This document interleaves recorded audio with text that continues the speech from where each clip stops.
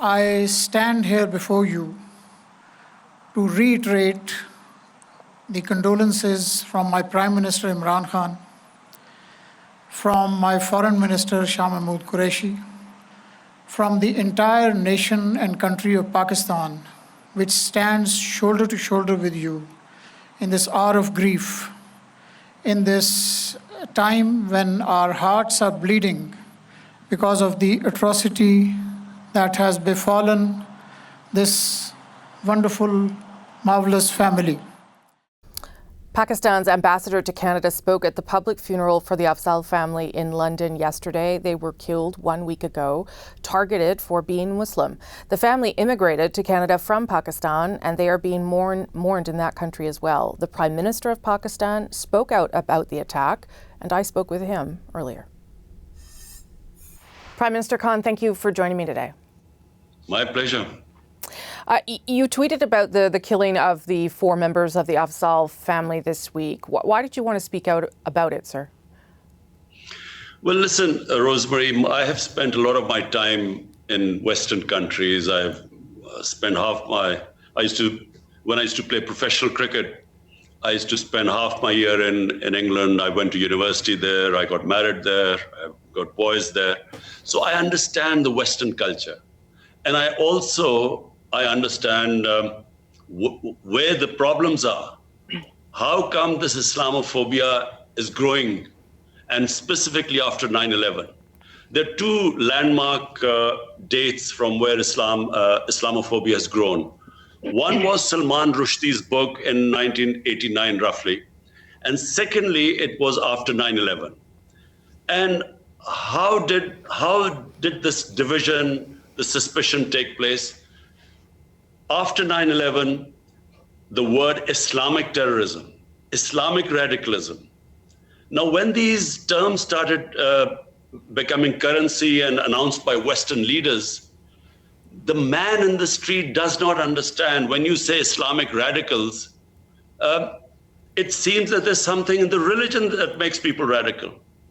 And the man in the street cannot distinguish between a moderate Muslim and a radical Muslim. Terrorism has no religion. In every human society, they're extremists. They are liberals, they're extremists, and bulk of the people are moderates. Well, I was just going to say, though, you've talked about this at the United Nations and many other places about a need for a holistic approach by the international community. What does that mean to you practically, Prime Minister? What do you need to see there? So every forum, I've been trying to say this because the 2, communities, Muslims living in Western world, they're the ones who suffer from Islamophobia. And then they suffer, we hear about incidents. A lot of incidents don't get reported, but we know about it. Our embassies tell us. So this gap needs to be closed. In this instance, it appears it was one person radicalized in some way on his own who did this. What is it that government should be doing, for instance, to shut down online hate toward Muslims? I think there should be a very strict action against this, because you see these hate websites, which again, as I said, would divide humanity by creating hatred, ignorant about the other human community, and you target them and this hate material, and especially with the growing social media. And social media is a completely, the world is just coming to grips with it because it's a new phenomenon. And unfortunately, while there are so many benefits of social media, it's changing the whole world. But this one particular bit, when there are these hate websites, which create hatred amongst human beings, there should be an international action against them. And what would that look like to you, Prime Minister? What would be the mechanism for doing that, if you will? Whenever the international community, and by that I mean the world community, the world leaders, whenever they decide upon taking action, this will be dealt with. The problem is, at the moment, there is not enough motivation. Some international leaders or leaders in the Western countries actually don't understand this phenomena. They too think that the Muslims are these weird people who have these weird customs. and they need to be put in place. So it just needs to be brought together, and there has to be understanding, and this can be promoted by world leaders. Do you plan to reach out to Justin Trudeau to have a conversation about this? Yes, I will. I've had previous conversations with Justin Trudeau as well, and I have to say we mostly agree with most things.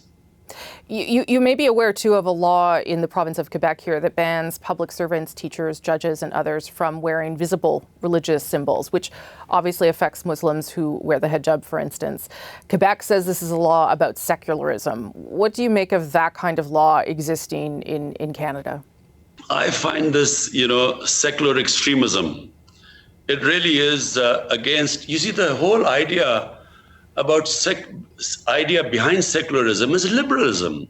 You want humans to basically, be free to express the way they want to be, as long as it doesn't cause pain and hurt to other human beings. That's how I understand what liberalism is.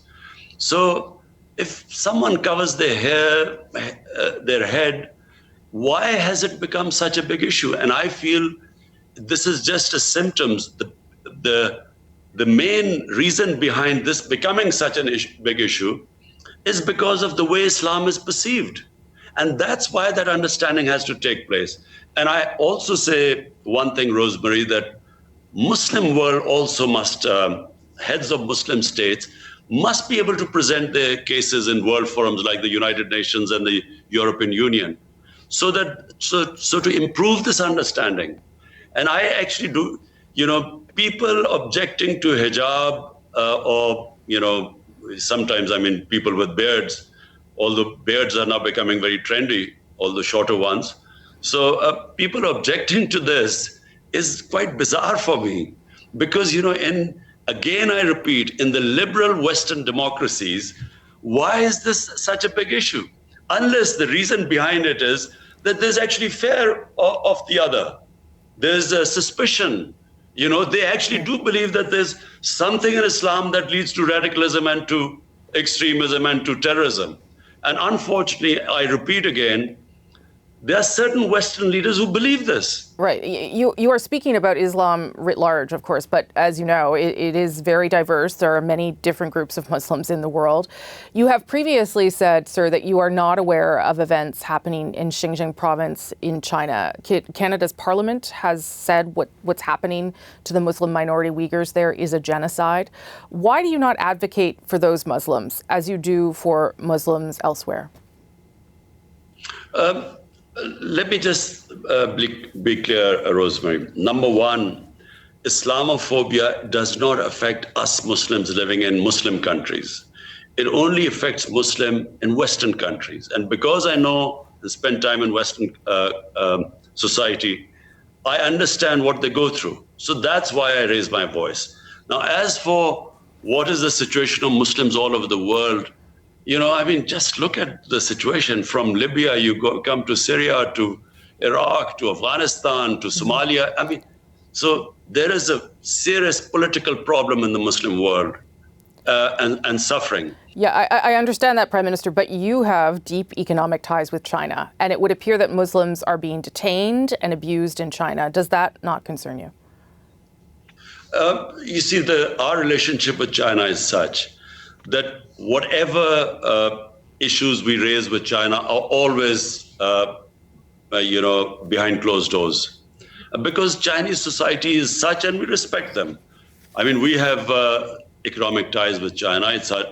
China is our neighbor. They've been very good to us in our most difficult times. So we respect the fact that if we have concerns, we talk about behind closed doors. Just to end again on, Prime Minister, on what happened in Canada with the Afzal family. As you know, there's a 9-year-old boy that did survive the attack. He's in hospital. That family has many friends in the community. What would you say to their remaining family and friends after this event? I must say everyone is shocked in this country because, we saw their family picture. And so, a family being targeted like that has had a deep impact in Pakistan. We have our embassy in Canada is in touch with the other family members. We are trying to work out what we can do for them. And we will come up with some sort of a solution, a foreign office, we're all in touch and we're working out. But at the moment, we're still in a state of shock because it is, when that happens, you immediately start thinking about your own family. Yeah. And you sort of worry about everyone gone and just one boy left. So we'll work out. Prime Minister, thank you so much for your time today. I do appreciate it, sir. Thank you. It's worth pointing out that Pakistan has also been criticized for its treatment of its own religious minorities, including the Ahmadis. According to Human Rights Watch, there have been at least 5 apparently targeted killings of members of the Ahmadi community since July 2020, and only 2 arrests. Amnesty International has called on Pakistan to end its persecution of the Ahmadis, whose rights to freedoms of religion and belief are not respected by state law. Of course, that would include the Prime Minister.